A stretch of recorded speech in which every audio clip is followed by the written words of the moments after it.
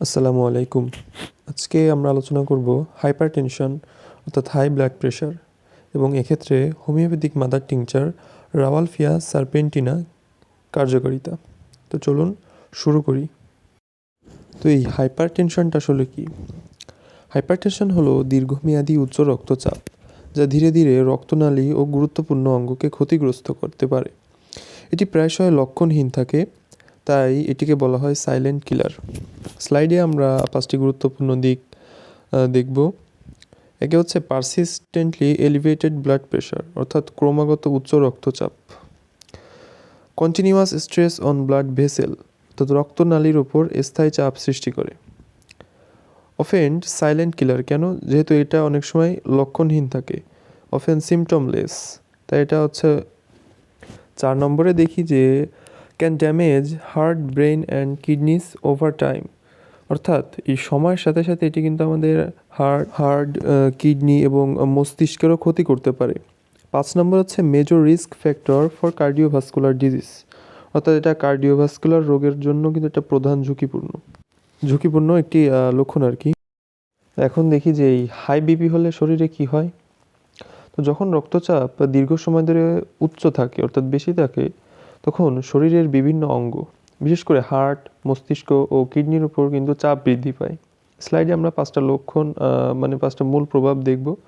তো 1 নম্বরে দেখি যে ইনক্রিজড ওয়ার্কলোড অন হার্ট অর্থাৎ আমাদের যে হার্টের যে স্বাভাবিক কাজ তার উপর অতিরিক্ত চাপ এটা কিন্তু বৃদ্ধি করে।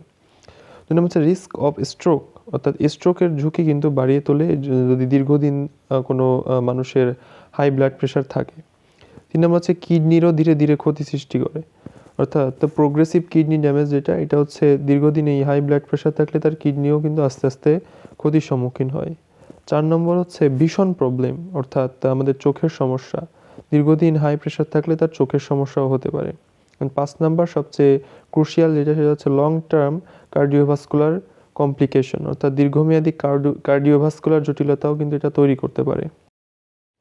রাওয়ালফিয়া সারপেন্টিনা এটা আমাদের একটা ক্লাসিক্যাল হোমিওপ্যাথিক মাদার টিংচার, মূলত রক্তচাপ নিয়ন্ত্রণে কার্যকর, প্লাস এটা স্নায়ু ও রক্তনালীর কার্যক্রমে কিন্তু বেশ ভালোভাবে সহায়তা করে। আমরা 5টা পয়েন্ট এখানে স্লাইডে দেখি যে 1 নম্বর আছে classical anti hypertensive mother tincture অর্থাৎ এটা অ্যান্টি হাইপারটেনসিভ হিসেবে বেশ ভালো এবং চিহ্নিত একটা medicine. Acts on nervous system অর্থাৎ স্নায়ুতন্ত্রের উপর এটা কিন্তু বেশ কার্যকরী একটা প্রভাব রাখতে সক্ষম। 3 নম্বর দেখেন যে রেডিউস সিম্প্যাথেটিক ওভার অ্যাক্টিভিটি অর্থাৎ আমাদের যে সিম্প্যাথেটিক ওভার অ্যাক্টিভিটি হলে এটা কিন্তু এটা কমাতে সাহায্য করে। এরপরে দেখেন যে পেরিফেরাল যে রক্তনালী এটার কিন্তু যে সমস্যাগুলো এটা সমাধান করতে সক্ষম। ভিডিওর সবচেয়ে গুরুত্বপূর্ণ যে অংশটা আমরা অনেকেই যে বিষয়টা সম্পর্কে অবগত না, আসলে প্রত্যেকটা মাদার টিংচারের মধ্যেই কিছু সক্রিয় মেডিসিনাল কনস্টিটিউয়েন্ট থাকে। যেমন এই রাওয়ালফিয়ার মধ্যে কিছু থাকে যেগুলো দিয়েছি এখানে যে রিসারপাইন যেটা হচ্ছে সিম্প্যাথেটিক নার্ভাস অ্যাক্টিভিটিটা এটা আস্তে আস্তে রিডিউস করে। 2 নম্বর দিয়েছি অ্যাজমালিন, এটা হার্টের যে রিদমটা এটা কিন্তু স্থিতিশীল করে। এবং 3 নম্বরে দিয়েছি অ্যাজমালাইসিন বা রোবাসিন যেটা বলা হয় যে মিল্ড ভ্যাসোডিলেশন অর্থাৎ ভ্যাসোডিলেশন এটা বেশ হালকাভাবে সাহায্য করে, বাট সবচেয়ে বেশি যেটা করে সেটা হচ্ছে রক্ত সঞ্চালনটা উন্নত করে। এবং 4 নম্বরে দিয়েছি সারপেন্টাইন, এটা মূলত আমাদের যে নার্ভাস সিস্টেম এটাকে কাম করে অর্থাৎ শান্ত করে, এটা উত্তেজিত হয়ে গেলে এটাকে মূলত শান্ত করে এবং এই সবগুলো উপাদান একসাথে ধীরে ধীরে ও স্থায়ীভাবে আমাদের রক্তচাপটা গ্র্যাজুয়ালি কমিয়ে ফেলে। তো এবার দেখি যে কোন ধরনের হাইপারটেনশন বা কোন ধরনের পেশেন্টকে আমরা রাওয়ালফিয়া দিতে পারবো। তো প্রথমে আমরা জানি যে রাওয়ালফিয়া হচ্ছে মূলত একটা ক্রনিক হাইপারটেনশনে ভোগা রোগীদের জন্য বেস্ট সলিউশন। যারা হচ্ছে মূলত উদ্বিগ্ন এবং ঘুমের সমস্যায় ভোগেন তাদের ক্ষেত্রে এটা আরও ভালো কাজ করে।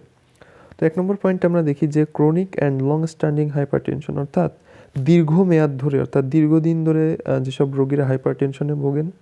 এরপর anxiety associated high blood pressure অর্থাৎ অ্যাংজাইটি থেকে যে ব্লাড প্রেশারগুলো তৈরি হয় সেক্ষেত্রে কিন্তু এটা বেশ কার্যকর।